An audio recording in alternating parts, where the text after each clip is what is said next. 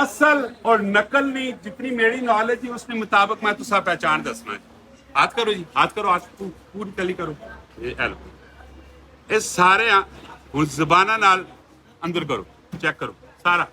Tissue paper दे, फोल फोल फोल फोल। हुण ऐसा तुसी साफ करो, सच सच दसना है। ऐसा तुसी हथे आओ, इस तरह करो। चिमलात है कोई भी नहीं, कोई चिमलात नहीं। अगर चीनी हो सी तो शक्कर हो सी तो सारा हाथ चिमुट सी, इस चिमुटना पैना नहीं, चिमुटना पैना। अगर चीनी है या शक्कर है तो तुसा ना हाथ लाजमी चिमुट सी।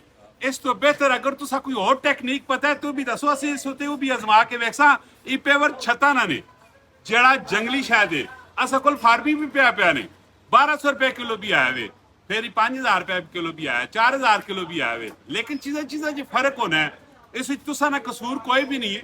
असल कसूर ये वे कैसे लोग 2 नंबर काम करके 2 नंबर लोगों ने ताड़ चाड़ के बड़े सारे मायूस होए पे हैं।